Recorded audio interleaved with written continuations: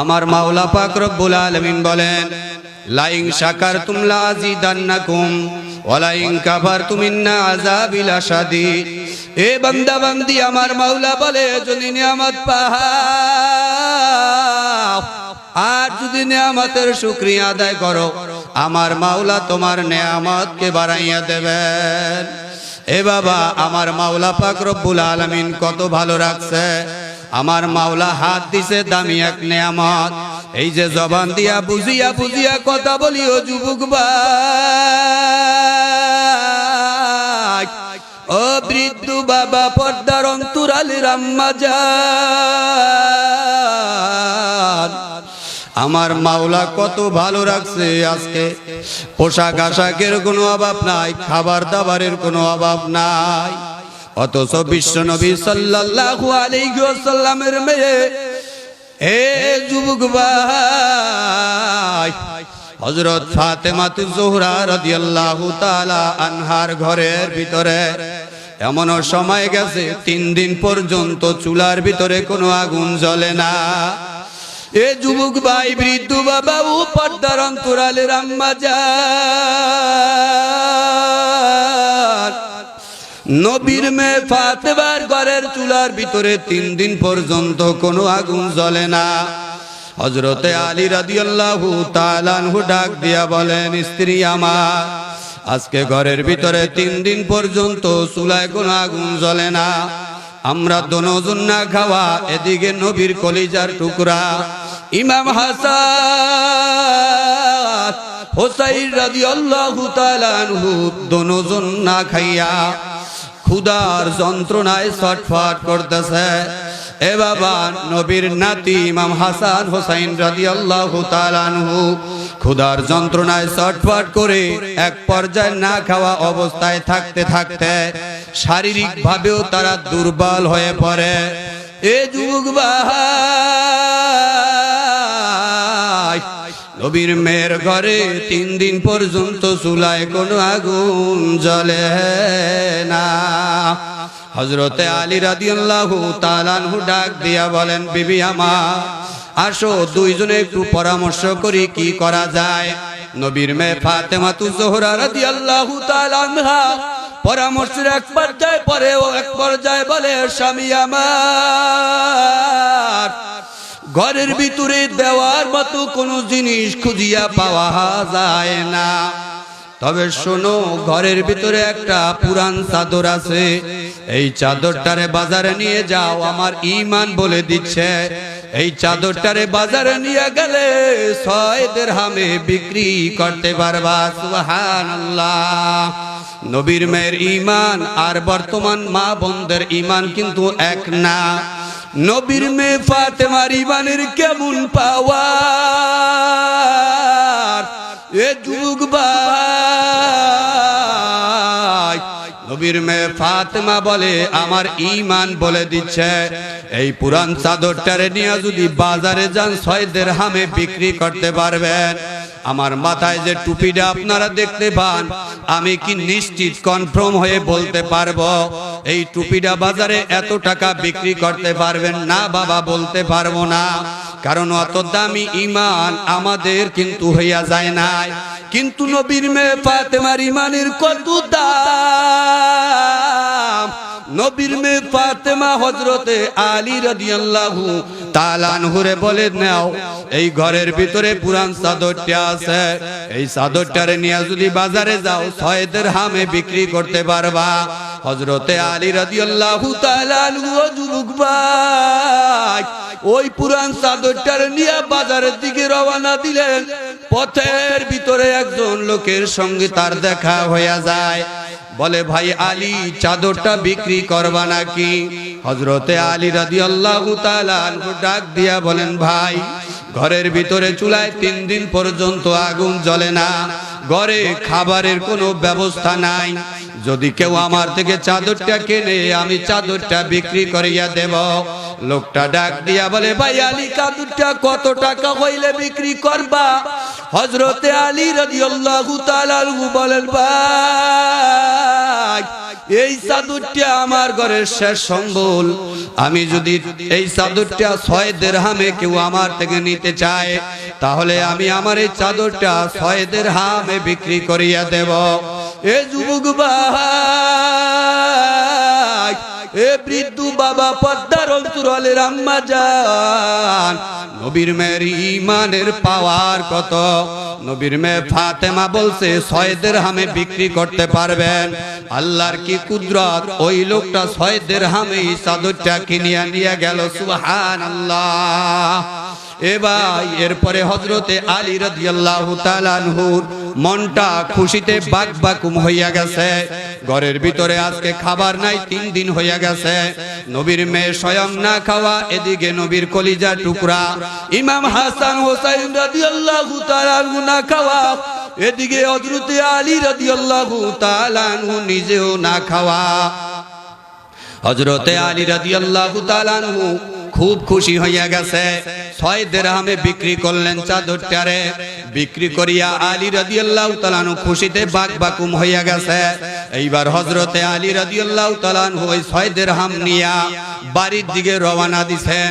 এমন সময় আমার মাওলা পাক রব্বুল আলামিন বলে, ও ফেরেশতার দল, আমার আলীর ঘরের ভিতরে আজকে 3 দিন পর্যন্ত কোনো খাবার নাই। আমার আলীর ঘরে 3 দিন পর্যন্ত চুলায় কোনো আগুন জ্বলে না। আমার আলী রাদিয়াল্লাহু তাআলা আনহুর ঈমানের অবস্থাটা কি? না খাওয়ার কারণে, 3 দিন পর্যন্ত না খাইয়া থাকার কারণে আমার আলীর ঈমান কি দুর্বল হইয়া গেল নাকি? আমার আলীর ঈমান মরিয়া গেল নাকি? এইটা একটু পরীক্ষা করা দরকার। আমার মাওলা পাক রব্বুল আলামিন একজন ফেরেশতারে মানুষের সূরত ধরিয়া মুসাফির বানায়া, এ যুগ ভাই, এ বৃদ্ধ বাবা, হযরত আলী রাদিয়াল্লাহু তাআলা আনহুরে পরীক্ষা করার জন্য আমার মাওলা একজন ফেরেশতারে মুসাফির বেশে সিরাতানা কাপড় জুবুর পরাইয়া জীর্ণ শীর্ণ শরীরে ময়লা যুক্ত অবস্থায় রাস্তার পাশে দাঁড় করাইয়া দিয়েছে। হযরতে আলী যখন পুরান চাদর বিক্রি করিয়া এরপরে 6 দিরহাম নিয়ে খুশিতে বাড়ির দিকে যায়, এমন সময় ওই ফেরেশতা রাস্তার পাশ থেকে হযরতে আলীর দিকে বলে, আলী।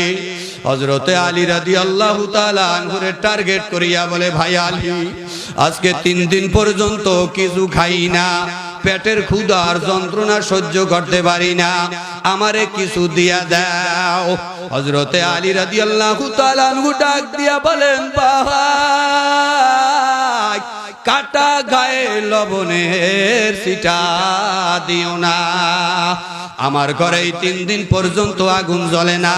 স্বয়ং নবীর মেয়ে না খাওয়া, নবীর কলিজার টুকরা জান্নাতে যুবকদের সরদার ইমাম হাসান হোসাইন না খাওয়া, এদিকে জান্নাতি সমস্ত নারীদের সরদারনি ফাতেমাতুজ জোহরা রাদিয়াল্লাহু তাআলা আনহা না খাওয়া। আমার ঘরের ভিতরে 3 দিন পর্যন্ত খাবার নাই, কাটা গায়ে লবণের ছিটা দিও না। ঘরের শেষ সম্বল বিক্রি করিয়া, পুরান চাদর বিক্রি করিয়া বাড়ির দিকে যায়। এই টাকা থেকে, এই দিরহাম থেকে আমি তোমারে দিতে পারবো না। আমার মাওলা পাক রব্বুল আলামিন ওই ফেরেশতারে শিখাইয়া দেন, এইভাবে চাইলে আলী কিন্তু তোমারে দেবে না, আলীর কাছে অন্য কোন ভিন্ন পদ্ধতিতে চাইতে হবে। এবার আমার মাওলা পাক রব্বুল আলামিন ফেরেশতারে শিখাইয়া দেন, ও ফেরেশতা, আলীর কাছে আবার দ্বিতীয়বার যখন চাইবা তখন বলবা, আলী, 3 দিন পর্যন্ত আমার পেটে কোনো খাবার নাই, আল্লাহ রস্তে আমারে কিছু দাও। জোরে কও সুবহানাল্লাহ। যখন হযরতে আলীর কাছে ফেরেশতা বলছে, আলী, 3 দিন পর্যন্ত কিছু খাই না, আল্লাহ রস্তে আমারে কিছু দাও। এ যুবক ভাই, এ বৃদ্ধ বাবা, পদ্মার অন্তরালের আম্মা জান, আমার আমার মাওলার দোহাই দিয়া যখন ওই ফেরেশতা মানুষের সূরাতে ভিক্ষুক, যখন ওই ভিক্ষুক লোকটা আল্লাহর দোহাই দিয়া আলীর কাছে চাইল, হযরতে আলী রাদিয়াল্লাহু তাআলা আনহু ডাক দিয়া বলেন, আমার মাসুক মাওলার নামটা লইয়া চাইছো এ যুবক ভাই। আলী রাদিয়াল্লাহু তাআলা আনহু ডাক দিয়া বলেন, আমার মাসুক মাওলার নামটা লইয়া চাইছো, আমার অন্তর জ্বালা বাড়িয়া গেছে। 1 দিরহাম নয়, 2 দিরহাম নয়, 3 দিরহাম নয়, 4 দিরহাম নয়, 5 দিরহাম নয়। হযরতে আলী রাদিয়াল্লাহু তাআলা আনহু পুরান চাদর বিক্রি করা, শেষ সম্বল বিক্রি করা, 6 দিরহাম সব ওই লোকটারে দান করিয়া দিয়েছে। নারায়ে তাকবীর। হযরতে আলী রাদিয়াল্লাহু তাআলা আনহু 6 দিরহাম সব দান করিয়া দিছে। আমার মাওলার নাম লইয়া যখন চাইছে সব দিয়া দিছে, আর হাতের ভিতরে কিছু বাকি রাখে নাই। কারণ হযরতে আলী রাদিয়াল্লাহু তাআলা আনহুর দিলের ভিতরে আছে মাওলার প্রেম, মাওলার মুহাব্বত, মাওলার ভালোবাসা। এরপরে হযরতে আলী রাদিয়াল্লাহু তাআলা আনহুর মনটা দুর্বল হইয়া গেছে, মাথাটার নিচের দিকে ঝুঁকায়া মনটারে দুর্বল বানাইয়া এরপরে কাঁদবে কাঁদবে বাপ চেহারাটা মলিন বানাইয়া হযরতে আলী বাড়ির দিকে রওনা দিছে। নবীর মেয়ে শেষ সম্বল দিয়া আমারে পাঠাইছে বাজারে, তাও বিক্রি করিয়া আমি দান করিয়া দিলাম। এদিকে নবীর মেয়ে বসা আছে অপেক্ষায়, খাবার নিয়ে যাব। এখন আমি কোন মুখে নবীর মেয়ের কাছে যাইয়া হাজির হব? আমার মাওলা পাক রব্বুল আলামিনের কুদরতের ভিতরে জোশ মারিয়া গেছে। ও যুবক ভাই, আমার মাওলা ডাক দিয়া বলে, ও ফেরেশতার দল, যাও যাও যাও জান্নাতের ভিতরে যাও। আমার আলীরে আমি পরীক্ষা করছি, আমার আলীর ঘরে 3 দিন পর্যন্ত খাবার নাই, চুলার ভিতরে আগুন জ্বলে না। আমার আলীর ঘরে 3 দিন পর্যন্ত সবাই না খাওয়া। এরপরে আলীর শেষ সম্বল বিক্রি করিয়া বাড়ির দিকে যায়। আমি আলীরে পরীক্ষা করলাম, আমার আলী পরীক্ষায় পাশ করিয়া পালাইছে। ও ফেরেশতার দল, যাও যাও যাও, আলীরে খালি হাতে বাড়িতে ফিরানো যাবে না। জোরে কোন সুবহানাল্লাহ। আল্লাহ পাক রব্বুল আলামিন ফেরেশতাদেরকে ডাইকা বলেন, জান্নাতের ভিতরে যাও। জান্নাতের ভিতরে যাইয়া উঁচা লম্বা শক্তিশালী হৃষ্টপুষ্ট, গায়ের ভিতরে গোশত ভালো, শক্তিশালী ধবধবে সাদা এরকম একটা সুন্দর দামি উট নিয়া হযরতে আলীর সামনে দাঁড়াইয়া যাও। সুবহানাল্লাহ। আল্লাহ পাক রব্বুল আলামিনের হুকুম পাইয়া ফেরেশতারা জান্নাতের ভিতর থেকে যাইয়া সুন্দর শক্তিশালী হৃষ্টপুষ্ট ধবধবে সাদা এরকম একটা উট নিয়া রাস্তার এক পাশে দাঁড়াইয়া রইছে। হযরতে আলী বাড়ির দিকে যায়। হঠাৎ করিয়া আলী রাদিয়াল্লাহু তাআলা আনহুর নজর গেল উটটার দিকে। একবার নজর যাওয়ার পরে আলী রাদিয়াল্লাহু তাআলা আনহু বলেন, না না, এই দামি উটের দিকে তাকানো যাবে না, কারণ আমার পকেটে তো কোনো টাকা নাই, সুতরাং লোভ করিয়া কোনো লাভ নাই। মাথা নিচের দিকে দিয়া বাড়ির দিকে যায়।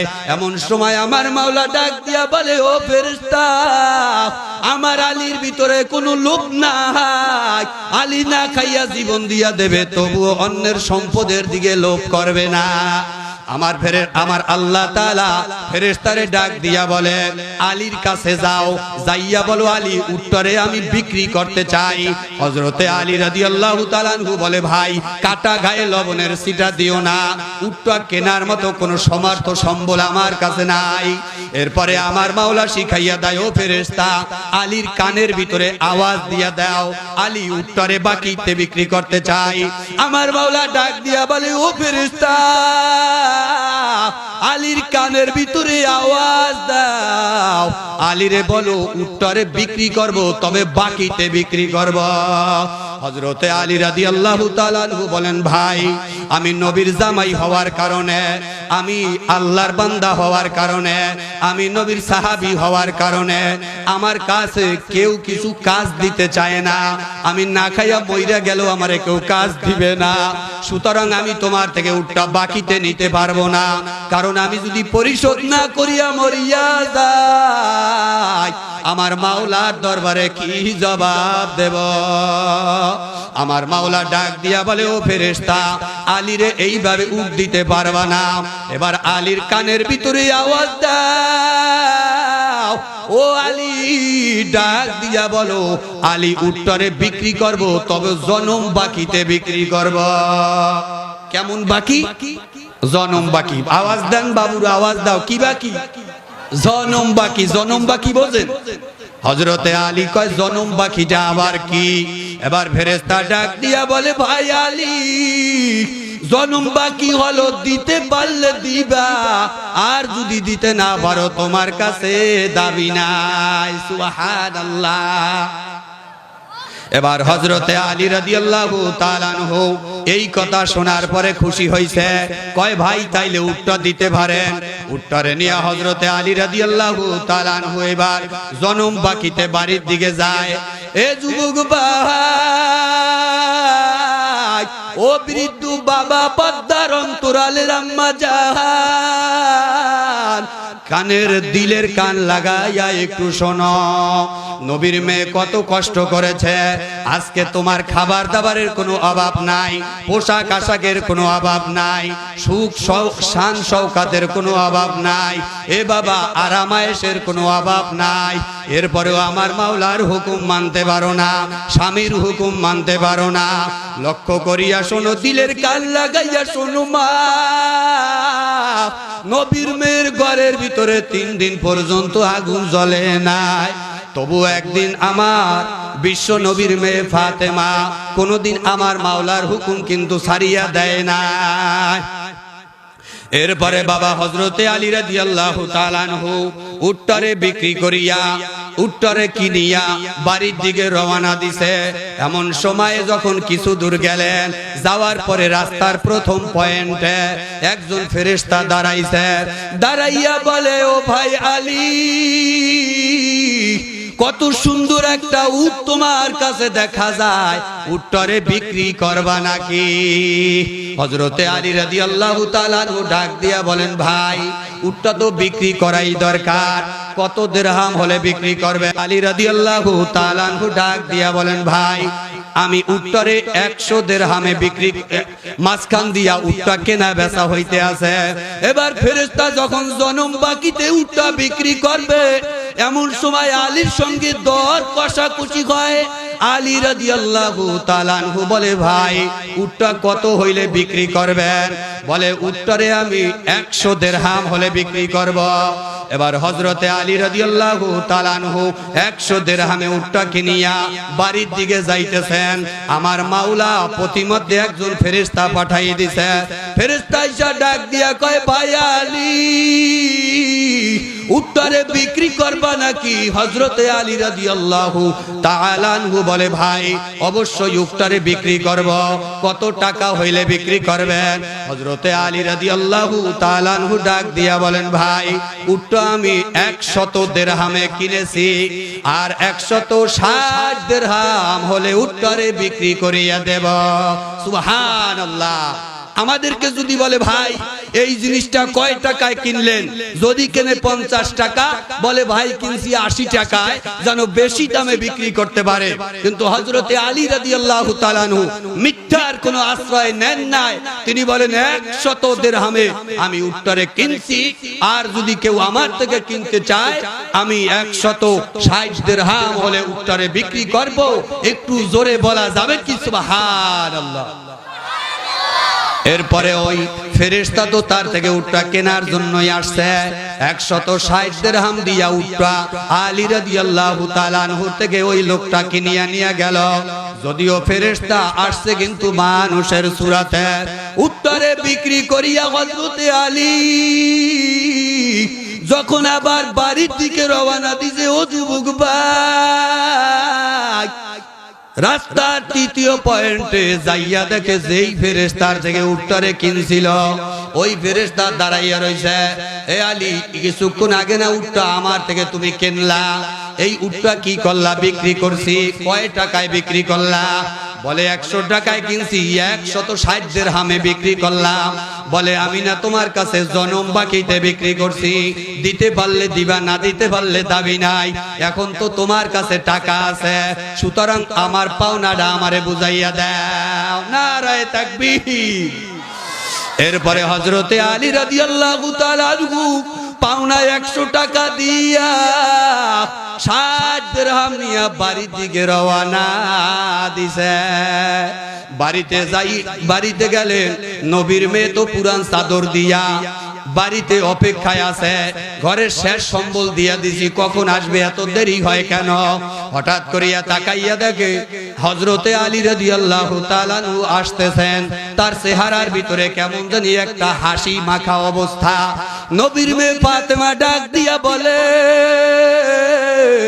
এত দেরি হইল কেন, আর এখনই বা আসলেন কেন? এরপরে যখন দিরহাম গুলা হাতের ভিতরে দিল, ফাতেমা রাদিয়াল্লাহু তাআলা আনহা বলেন, আমি তো বলছিলাম 6 দিরহামে বিক্রি করবেন, কিন্তু 60 দিরহাম কোথার থেকে আনলেন? 60 দিরহাম কেন আমার কাছে দিলেন? আমাদের মা বোনরা যদি আমাদেরকে কিছু বিক্রি করতে দেয়, আর যদি তারা বইলা দেয় এত টাকা বিক্রি করতে পারবে, আমরা যদি তার চেয়ে একটু বেশি বিক্রি করিয়া নিয়ে দিতে পারি, তাইলে খুশি হবে না বেজার হবে? খুশি মাইনি কইবে, জামাই দিয়ে আমার এক গুয়া। পাশের বাড়ির লালু মিয়া কি করে, এর বউ মঞ্জু খাইতে পারে না, জামাই আমার একজন, আমি ব্যস্ত বিক্রি করবে বলছিলাম 10 টাকা, এদি বিক্রি করে নিয়ে আসছে 20 টাকা, খুশি হইয়া যাবে। হযরতে আলী রাদিয়াল্লাহু তাআলা আনহু 60 দিরহাম দেওয়ার পরে নবীর মেয়ে ফাতেমা কিন্তু খুশি হয় নাই। বলে, এই টাকার থেকে খাওয়া যাবে না, এই টাকা খরচ করা যাবে না, চলেন আমার আব্বা জানের কাছে যাই। প্রতিমধ্যে হযরতে আলী রাদিয়াল্লাহু তাআলা আনহুর সঙ্গে ঘটে যাওয়া কিছু ঘটনা তার কাছে বলছে। ফাতেমা ডাক দিয়া বলে, স্বামী আমার, চলেন আমার আব্বা জানের কাছে যাই। আব্বা জান রহস্য বলার আগেই টাকা খরচ করা যাবে না। অথচ 3 দিন পর্যন্ত না খাওয়া, পেটের ভিতরে ক্ষুধার যন্ত্রণা, আমরা হইলে হালাল হারাম তমিজ করতাম না, পাইলে নগদ খাওয়া শুরু করিয়া দিতাম। সংক্ষিপ্ত সময়ের ভিতরে বলি বাবা, আলী রাদিয়াল্লাহু তাআলা আনহু আর তার স্ত্রী আমাদের নবীজির মেয়ে ফাতেমা দুইজনে নবীর কাছে গেলেন। নবীজি তাদেরকে দেখা দূর থেকে মিসকি মিসকি হাসতেছেন। নবীজির হাসি দেখিয়া হযরতে আলী রাদিয়াল্লাহু তাআলা আনহু আর তার স্ত্রী হযরতে ফাতেমা ডাক দিয়া বলে, আব্বা জান, আপনি কেন হাসতেছেন? নবী আমার ডাক দিয়া বলে, তোমরা যে আসতেছো, তোমাদের আশা দেখেই তো আমি হাসতেছি, কারণ তোমরা যে কারণে আমার কাছে আসছো, ওই ঘটনা তোমরা আসার আগেই জিবরাইল আমিন আয়েশা আমার কাছে সব বইলা গেছে। নারায়ে তাকবীর। জিবরাইল আমিন আয়েশা সব ঘটনা আমার কাছে বইলা গেছে। আল্লাহর রাস্তায় কেউ যদি 1 টাকা দান করে, আল্লাহ তার প্রতিদান হিসাবে 10 দিয়া বাড়িতে ফিরায়। আমার আলী আল্লাহর রাস্তায় না খাইয়া থাকা অবস্থায়ও আল্লাহর পরীক্ষায় পড়িয়া আলী আল্লাহর রাস্তায় 6 দিরহাম দান করছে। আমার মাওলা খুশি হইয়া 60 দিরহাম দিয়া বাড়িতে ফিরাইছে। জোরে কোন সুবহানাল্লাহ। আলহামদুলিল্লাহ, আজকে এই মাহফিল দারুস সালাম ইউনুসিয়া কওমি মাদ্রাসা মাঠে মাহফিল, এই মাহফিলের 2 পাশে আজকে 2টা গানের আয়োজন আছে। আপনারা জানেন নাকি? এই মাহফিলের 2 পাশে আমাদের কাছে খবর আছে 2টা গানের আয়োজন আছে। আমি গত জুম্মায় মেডিকেল মোড় ঈদগাহ মসজিদে বলছিলাম যে আমার সিদ্ধান্ত, আমি গানে যাব না, ওয়াজে যাব। মুসল্লিদেরকে বলছিলাম আপনারা সিদ্ধান্ত নেবেন, আপনারা কি ওয়াজে যাবেন না গানে যাবেন। মুসল্লিরা স্বতঃস্ফূর্তভাবে আওয়াজ দিয়ে বলেছিল আমরা ইনশাআল্লাহ গানে যাব না, ওয়াজে যাব। কি বলেন, গানে যাইলে কি সওয়াব হয় না গুনাহ হয়? কিছু লোক আছে না গানের পাগল, কয় গানেই জীবন গানেই মরণ। কিছুদিন আগে খুলনা একটা মাহফিলে যাই, হঠাৎ করিয়া বাসে উঠলাম, এখন বাস আলায় কেমন জানি খট করিয়া একটা সুইচ টিপ দিছে, সঙ্গে সঙ্গে দেখি যে ওই বাস গাড়ির মধ্যে বাজ্যা উঠছে কিরামান কাতিবিন রোজ হাসরের দিন, কিরামান কাতিবিন রোজ হাসরের দিন, আল্লাহর দরবারে যখন করবে অভিযোগ, আমি বলবো দুনিয়ায় ছিলাম হেলাল বাবার লোক। আস্তে নাউজুবিল্লাহ কর। কয় আমি দুনিয়ায় ছিলাম কার লোক? হেলাল বাবার লোক। আরে মিয়া হেলাল বাবারই তো কিয়ামতের মাঠে কাপড় ঠিক থাকবে না, কিয়ামতের কঠিন মুসিবতের ময়দানে হেলাল মিয়ার একটু অবস্থা ভালো থাকবে না। আমনে বলেন কিয়ামতের ময়দানে আল্লাহর দরবারে যখন ফেরেশতারা করবে অভিযোগ, তখন আপনি বলবেন আমি হেলাল মিয়ার লোক, নাউজুবিল্লাহ। তখন আমি ওই গাড়ির ভিতরে বলে প্রতিবাদ স্বরূপ বলেছিলাম কিরামান কাতিবিন রোজ হাসরের দিন, কিরামান কাতিবিন রোজ হাসরের দিন, আল্লাহর দরবারে যখন করবে অভিযোগ, আমি বলবো দুনিয়ায় ছিলাম মুহাম্মাদের লোক। নারায়ে তাকবীর। গাও বাংলাদেশ গাও, তবে ইচ্ছে মতো গাও, গাও বাংলাদেশ গাও, তবে ইচ্ছে মতো গাও, গাইতে গাইতে নাচতে নাচতে জাহান্নামে যাও, ঠিক কি না? গাইতে গাইতে নাচতে নাচতে জাহান্নামে যাও, গাও বাংলাদেশ গাও, তবে ইচ্ছে মতো গাও, গাও বাংলাদেশ গাও, তবে ইচ্ছে মতো গাও, নেচে গেয়ে হাসতে হাসতে জাহান্নামে যাও, নেচে গেয়ে হাসতে হাসতে জাহান্নামে যাও। যেমন ইচ্ছা তেমন করে মনের সুখে গান গাইবা, মাঝে মাঝে তিরিং বিরিং কোমর ঘুরাই নাচিবা, ঠিক না? যেমন ইচ্ছা তেমন করে মনের সুখে গান গাইবা, মাঝে মাঝে তিরিং বিরিং কোমর ঘুরাই নাচিবা। ভালো লাগে বুঝি তাই এত নাচা নাচে, ভালো লাগে বুঝি তাই এত নাচা নাচে, এত কেন নাচা নাচি জাহান্নামে যাও, এত কেন নাচা নাচি জাহান্নামে যাও। গাও বাংলাদেশ গাও, তবে ইচ্ছে মতো গাও, গাও বাংলাদেশ গাও, তবে ইচ্ছে মতো গাও, গাইতে গাইতে নাচতে নাচতে কাপড় খুললা দাও, ঠিক কি না? গাইতে গাইতে নাচতে নাচতে জাহান্নামে যাও। এর পরের কলি কমু না? সারা দেয় না, দুর্বল হয়ে গেছেন। পরের কলি বলমু মারাত্মক। প্রেমের জ্বরে মানুষ মরে, এই কথা গানের ভাষা, ইসলামে তার নাই রে বিশ্বাস, পরকালের কি আশা, ঠিক কিনা? প্রেমে পড়ছে, সেই প্রেমের আগুনে নাকি আবার মানুষ মরে। প্রেমের জলে মানুষ মরে, এই কথা গানের ভাষা, ইসলামে তার নাই রে বিশ্বাস, পরকালের কি আশা। এ কেমন প্রেমের আগুন, সে তেলে পোড়া বেগুন, এ কেমন প্রেমের আগুন, সে তেলে পোড়া বেগুন। এই জ্বর ধরা পড়বে না যত থার্মোমিটার দাও, ঠিক কিনা? এই জ্বর ধরা পড়বে না যত থার্মোমিটার দাও। আমার সঙ্গে বলেন গাও বাংলাদেশ গাও, গাও বাংলাদেশ গাও, তবে ইচ্ছে মতো গাও, গাইতে গাইতে নাচতে নাচতে জাহান্নামে যাও, গাইতে গাইতে নাচতে নাচতে জাহান্নামে যাও। মুসলমানকে মানতে হবে কোরআন হাদিসের সীমানা, এই সীমানা লঙ্ঘন করলে জাহান্নামে ঠিকানা। যদি গাইতে মন চায়, নাচতে মনে চায়, বাতি নিবাইয়া কাপড় খুললে জম্মের নাচা নাচো, ঠিক কিনা? এত ভর্তি হয়েছে কা? দুনিয়াটা মস্ত বড়, খাও দাও ভর্তি করো, ওয়াজের মাহফিলে লোক পাওয়া যায় না। আর রেশমা সরকার গান গায়, ওই জায়গায় 3 দিন আগে সিট বুকিং। এই মুসলমান মারা গেলে বুকের ভিতরে হাত দিয়া যদি বলে বিসমিল্লাহি আলা মিল্লাতে রাসূলিল্লাহ, এটা কি রাসূলের গাড়িতে পাঠানো হবে না জাহান্নামের গাড়িতে? জাহান্নামের গাড়িতে। সারা বছর নামাজ পড়ে নাই, রোজা রাখে নাই, গান লইয়া নাচ লইয়া এই বিভিন্ন দুনিয়াবি ব্যাপারে ব্যস্ত ছিল। এই লোকটা মারা যাওয়ার পরে বুকের ভিতরে হাত দিয়া কবরে রাইখা এখন কয় বিসমিল্লাহি ওয়া আলা মিল্লাতি রাসূলিল্লাহ। এত সহজ রসুলের মিল্লাত, কিন্তু বাবা এত সহজ না। রসুলের মিল্লাত চাইলে এই গান বাজনা বাদ দিয়া ওয়াজ মাহফিল কোরআনের ময়দানে আসা লাগবে। মুসলমানকে মানতে হবে কোরআন হাদিসের সীমানা, এই সীমানা লঙ্ঘন করলে দোজখে তার ঠিকানা। ঠিক কিনা?